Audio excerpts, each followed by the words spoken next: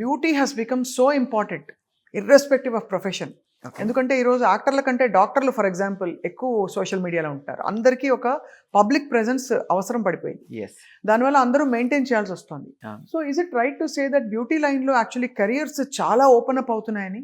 ఇప్పటి నుంచే కాదండి, బ్యూటీ ఇండస్ట్రీలో ఎడ్యుకేషన్ అనేది చాలా అవసరం. అందరూ అనుకుంటారు, ఓబో జుట్టు కత్తిరించడానికి చదువెందుకు అని. It's all about science. Hair ఊరికే కట్ చేస్తే కుదరదు.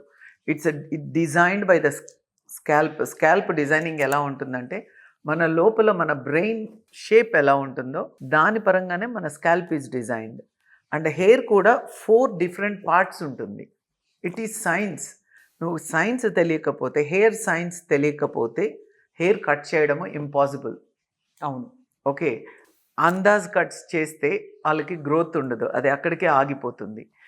ఒకసారి నేను 10 ఇయర్స్ బ్యాక్ దాదాపు 50 మందిని ఇంటర్వ్యూ చేశానండి. అప్పటికి I don't want to name the brands.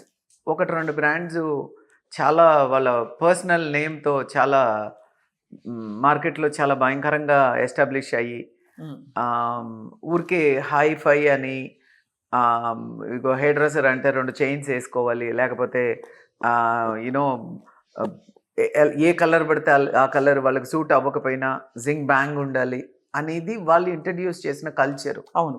నేనేం నమ్మానంటే, వాళ్ళందరినీ ఇంటర్వ్యూ చేశాను. 50 మెంబర్స్ని చేశాను. ఒక్కడికి కూడా కలర్ నాలెడ్జ్ లేదండి.